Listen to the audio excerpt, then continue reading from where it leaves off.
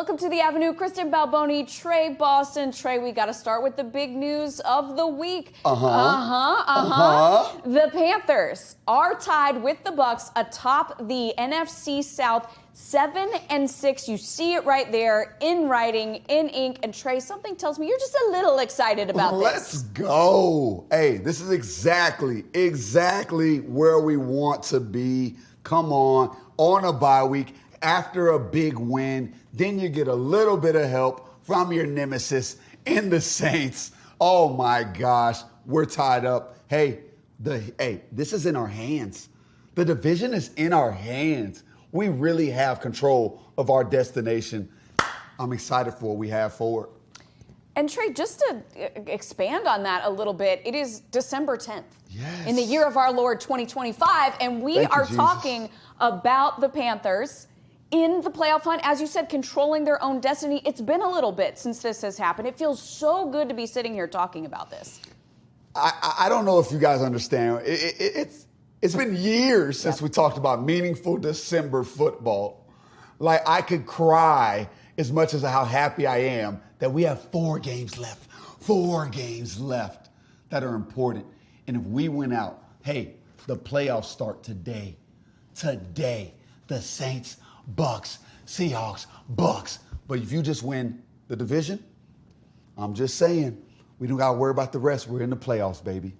Let's go. Let's go. And right now, if you're looking at the graphics on Sunday Night Football or Monday Night Football and you see, who's ahead in the division, who's in the hunt. Yeah. The Bucs technically own the tiebreaker as of now based on record of home and opponents, but it doesn't matter because we're going to play 2 games against the Bucs. The important numbers are 7-6 and 7-6, as you said, with 4 games left, including 2 against Tampa Bay. And that is what we are getting ready for. Tre, I want you to listen to this soundbite from Coach Canales on Monday. He is talking about watching that Saints and Bucs game. Take a listen.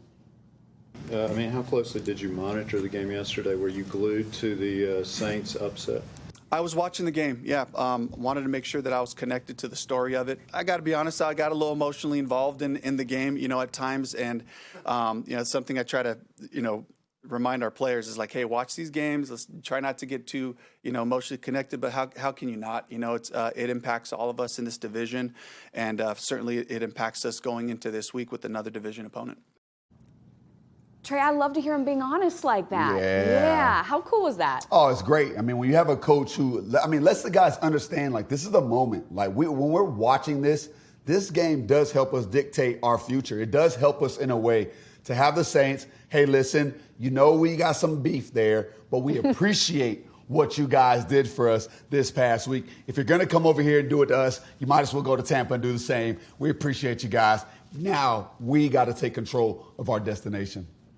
And yes, we certainly can. Okay, one thing that I want to talk about, certainly we all as Panthers fans, if you have watched this season, you see just what this team is capable of. But Tre, I've brought it up before. It makes me a little salty, is that there's not a lot of recognition or respect in the national media on this. And I get it. I bet I know what you're going to tell me about this. Come on. But if you look at some of the headlines, if you look at some of the numbers, the Panthers are just not getting a lot of respect. Just take a look at this, for example. Again, same record, 7-6, 7-6. Yet the Bucs on this graphic, the ESPN playoff analytics, have the Bucs with a 70% chance of making the playoffs. Carolina, the lowest odds among teams over 500. Talk me down off the ledge here. All right, let me talk you off this ledge.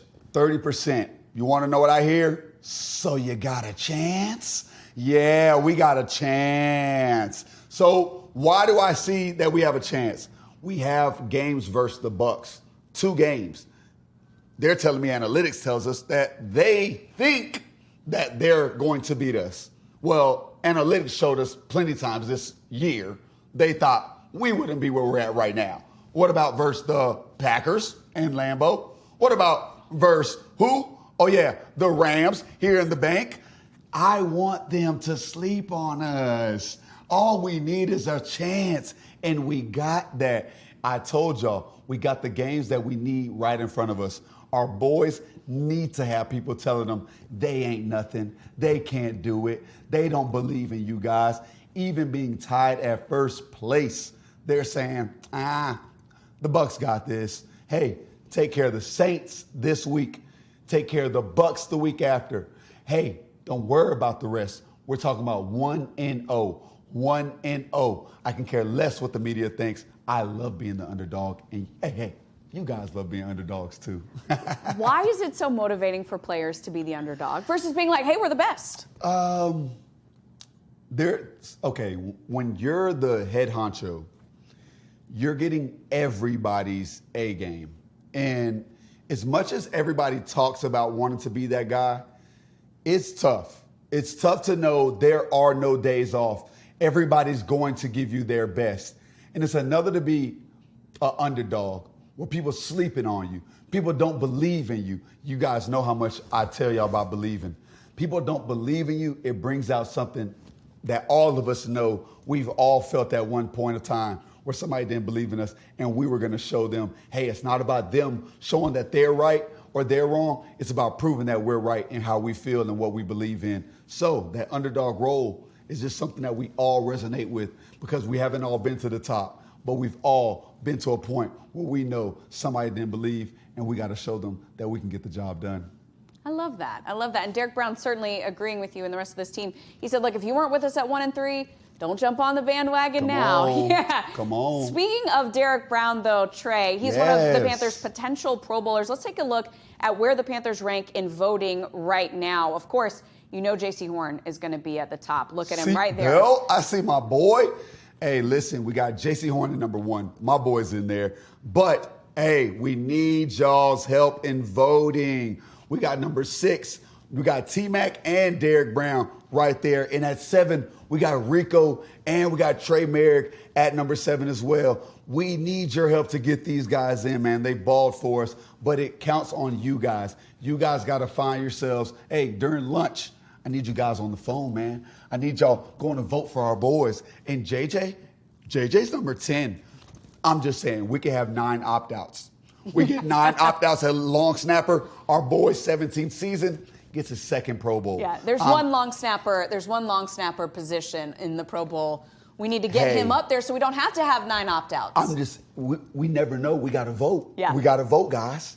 And let's talk about why that fan vote is so important. We all hear vote for the Pro Bowl, vote for the Pro Bowl. Yes. Fan vote is a big part of it. And Trey, you and I were talking, I mean, our players are going up against some huge markets, right? Like the city of New York City, the city of Los Angeles. Yep. All those fans are coming out to vote. So just how important is it that fans go vote? Yeah, very important. This is our chance, man. We have 2 states, South Carolina, North Carolina, man. We got to come together. It's important that we use our votes to get our guys in.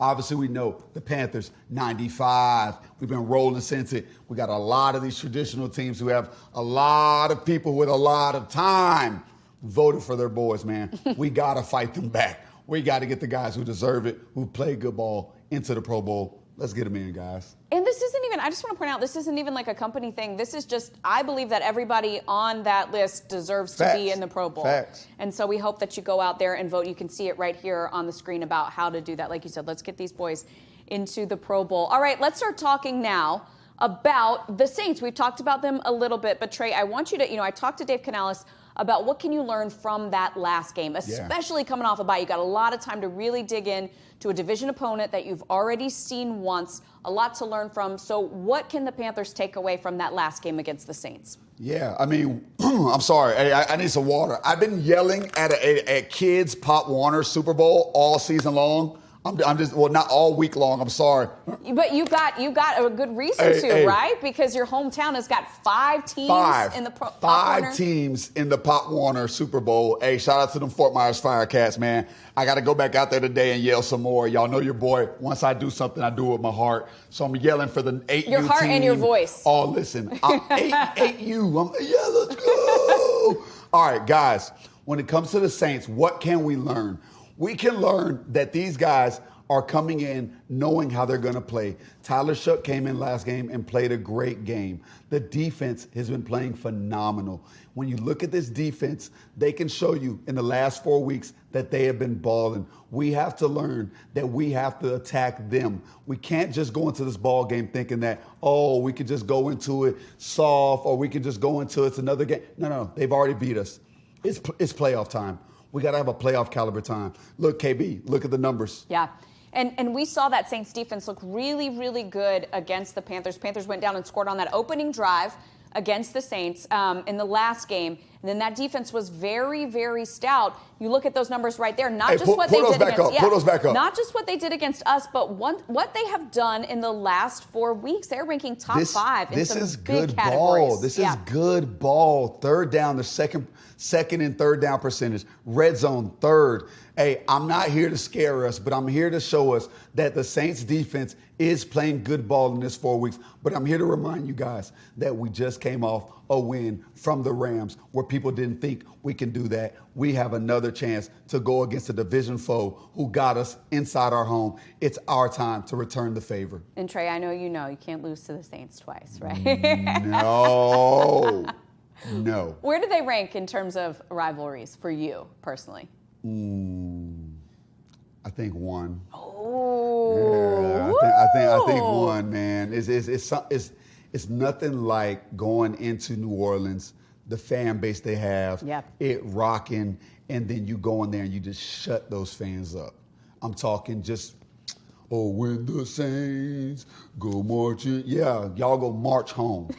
I want to see our boys play disciplined ball with a sense of urgency and go put a foot on these boys' necks as get to this win and show them that this is what Carolina football is about in December, knowing that we got the playoffs ahead of us. Yeah, and you just said this a little bit earlier. It's the playoffs ahead of us, but every game from here on out is playoff ball. So, Trey, you always on Wednesdays help us turn the page. So help us turn the page as we look at the rest of this season. Yeah, as we turn the page looking into the rest of the season, we got to know, like I'm telling you guys, every game matters, but take care of each individual game.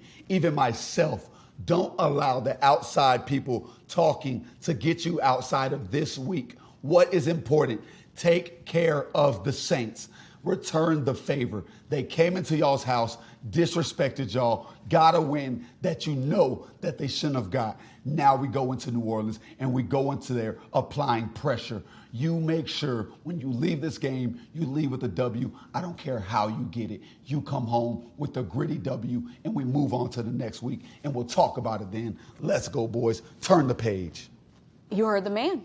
You heard the man right there. I can only imagine. I can only imagine the pep talks you're giving your kids and those Pop Warner. I'm over here. I'm like, yes, let's go. I gave the 8U a crazy pep talk 2 days ago. That's where your voice is. I'm just saying, man. Yeah.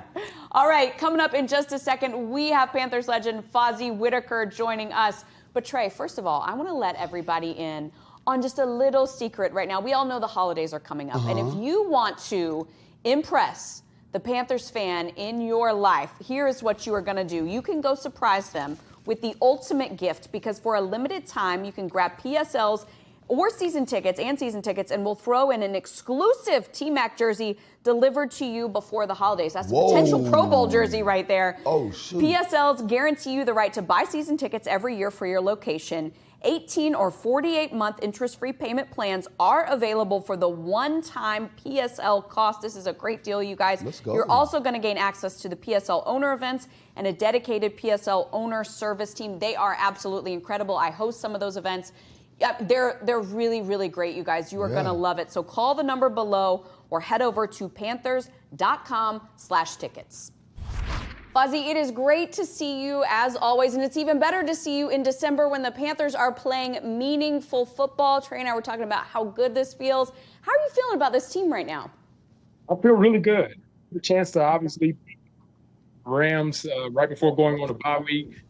So the team is feeling high. You get that 3-point victory against a really good team within the NFC division. I think that's where you really hang your hat of where this Carolina Panthers team can continue to push the envelope of playing these meaningful games. So you get healthy, get a chance to come back refreshed, use the momentum that you created a week prior, and then go out there and you got to beat New Orleans. Man. Anytime you playing against rivalries, especially within the division, you got to make sure you assert yourself. And they got one coming, right? They got us the first week.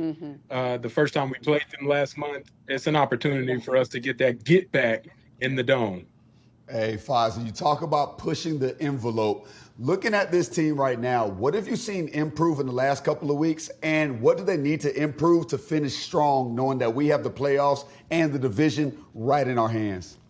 Well, I think there are two areas that I really want to harp on, and I go to the numbers probably for these. You look at offensively, Bryce Young. Whenever he is on, this team is an unstoppable force, and they play complementary football, which has kind of been a staple of what I've always said the entire season. But I went back and looked at the splits, and I see whenever the Panthers win, Bryce Young touchdown to interception ratio is 12 touchdowns to 3 interceptions. Got to take care of the football. When the Panthers lose, that touchdown to interception ratio is 6 to 6. So that plays a direct impact to where the Panthers are offensively, playing ball control, having Rico Dowdle as well as Chuba Hubbard both now healthy, that 1-2-headed monster. T-Mac doing what he does on the outside, distributing the ball. And we know what Bryce Young can do whenever he gets in an atmosphere that he's very comfortable. Last time we played against a divisional opponent indoors in a dome, he just set a franchise record. So let's see if he can continue to do that and take care of the football while doing so. On the defensive side of the ball, I make it simple, right? In the month of November, the Panthers defense created 10 takeaways. Whether it was interceptions, whether it was turnovers with the fumbles, they were all over the place, playing lights. In the month of September, it was only 2. So there's a big difference of where they've been able to ramp up through the month of September and October. And then now in November, they're playing their best ball. They got to use that momentum, like I mentioned, to be able to be that complete team and then take over the division as they're in that tie with the Tampa Bay Buccaneers currently. Bryce Young in a dome. Had not thought about that last time he was in a dome. 448, baby. That's pretty good stuff right there. Yeah, thank you, Fozzy, bringing us the stats. I want to ask you about New Orleans. So we may not see Alvin Kamara. They obviously look good without him last week, but how much does that change the identity of this offense? I think it's significant as far as where they miss the impact of what AK can bring to the table from this dual threat ability. We all know how good of an athlete he is, how great of a football player he is, and what he means to New Orleans. But I'm seeing Kellen Moore kind of progress through the confidence level that he's been able to assert within Tyler Shuck. And you look at week 8, whenever he was able to take over, and it wasn't the ideal performance that you want. They were only able to score 3 points, but it was his first time as a rookie, still getting his feet wet, trying to figure things out. They've gone 2-4 with him as the starter, but you can see the confidence is there by Kellen Moore. And so as Tyler Shucks gets more comfortable, that's where you're going to see the implementation of him trying to take over rather than relying on who they traditionally have, which is Alvin Kamara. He certainly looked comfortable against the Panthers last time, too. Yeah. Now, Fozzy, going into this, what can we learn from the matchup that we just had against them last time? And now that you have film on him, you have this Bucs game, what can you see and evolve from? Yeah, well, starts with the defense from my standpoint in this game, right? Give him those different looks, the coverages. As you look at how he's played over the past 6 games, the disguises that defenses have utilized him has slowed down his process and mechanism, and it's made him hang on to the football a little bit longer. You can look at the sacks to be able to see how that's disrupted him, or you look at the pressure rate that he's been able to experience, and that's been affecting his game. And that affects every quarterback, right? But whenever you're a rookie, it's different, and you haven't played all year long. That creates a different challenge. Now, the dual threat ability that he provides, he's sneaky fast. He's an athlete, right? Nobody wants to give him credit as a dual threat guy, but if you don't account for him, he'll make you pay. His defense has to continue to be sound in their rush, make sure they continue to be gap integrity sound, defending the run, but then at the same time, give them those disguises in the back end and create those 10 interceptions that we've seen them do in the month of November. Fozzy, you talked about different ways that the Panthers can be more consistent over the course of the stretch. How are you feeling about this team going into these last 4 games? Well, I feel great, right? If you look at what you saw on the field the last time they stepped out of there, it was a performance that you want to see, right? I believe Matthew Stafford coming into that game had only thrown 2 interceptions and 30 touchdowns to date. And you look at what Carolina was able to do, forced 2 interceptions in that game, so matched his season interception record just in one game alone. And then the way the team kept fighting, right? You kept seeing them just keep going at the Rams. They weren't afraid. They weren't scared. We know what the Rams were. We know how well they have been playing, but they was playing in the bank. They were playing in the vault, and it was all about what Carolina did. And if Carolina can take that type of mindset and the Panthers can instill what it means to be able to play like that every single week, it's going to be a hard team to beat. And I think that's where you start to get that confidence going and build off of what you created from the month of November, how you finish November, and then be remembered in December. Fozzy, you got me fired up right now. Hey, fired up. Hey, listen, now, Fozzy, you talk about December. Let's talk about our Longhorns. You know, I'm gonna be with you on this because I'm gonna empathize because my Tar Heels ain't make it to the playoffs either. You know, how are you feeling, my guy?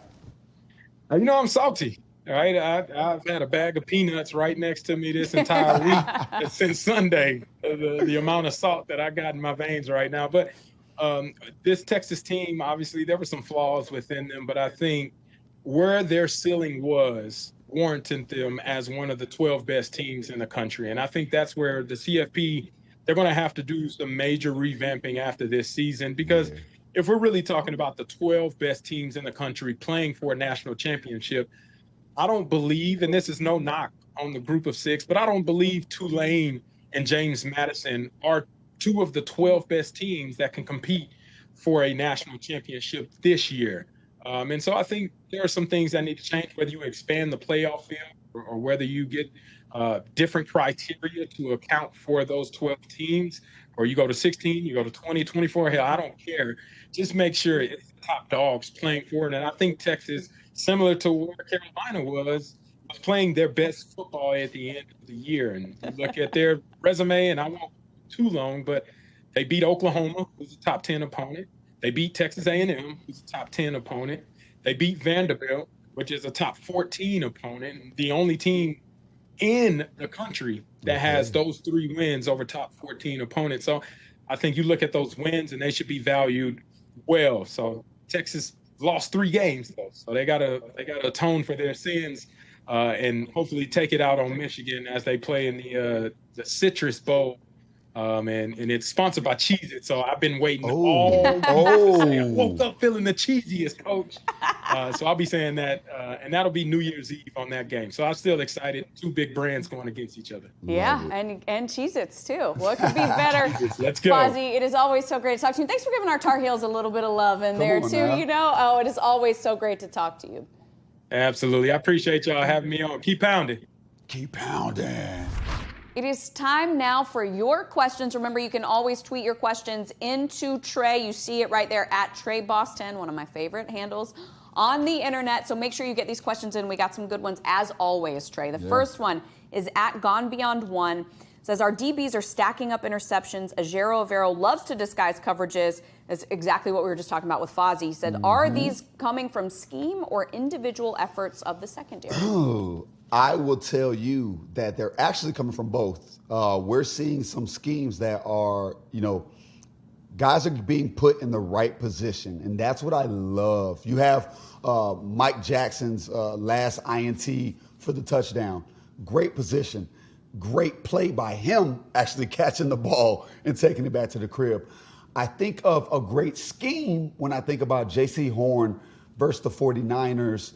And I want to say they had a backside dig, and he steals it from a backside third open man. Masterful. That is scheme. So from me to you guys, man, it's both. We're working on one accord. You can tell that guys are taking ownership of the playbook, and the coaches are taking ownership of just coaching up guys and putting them in a position to win. Great question and such great insight, Tre. Thank you. All right, this next one is from ETL is dope. As a small market, great seasons get overlooked. How many Panthers get Pro Bowl nods, and do you see that as validation of a good season? Tre, this is my burner account. I feel like now is the time to just admit it. We just got done talking about this. I know. ETL is dope. We're on the same page. I think that small market, we have to find our way to voting for our guys, because we do get gypped out of a few Pro Bowls every now and then because we aren't voting and we don't have a traditional fan base. So what I will say, I think this year we have Jaycee Horn who can get in, But then we have 4 guys who are tied for either 6th or 7th. And those are the guys we have to find a way to get in. Derrick Brown, T-Mac, Rico, Moehrig. Like, if we can find a way to get those guys in, I'm hoping that the Panthers can get in there with at least 2 to 3 players. But that's on us. That's on us. That's on us. We got to go out there and vote for our boys. They've had great seasons. Let's get them in there. All right. Next question from @ConnorLens. Always great questions from you, Connor. How much can a team realistically improve over the bye, or is that mainly just for rest and recovery? Okay. Yes, a team can improve very much. And I'm going to tell you what they improved on this week. Not only did they improve on rest and recovery, we're going to get a few guys back off of injury. One guy back from his boxing match. And then after that, we have a belief system. How many of us believe even more after this weekend that the division is ours? Man, the Saints did us a favor. Now we come back off a great win from the Rams. We get our players back. We rest, recover. We get in the playbook. We scout others. We scout ourselves. And then we have the opportunity to understand that we have meaningful ball and we're tied for first place.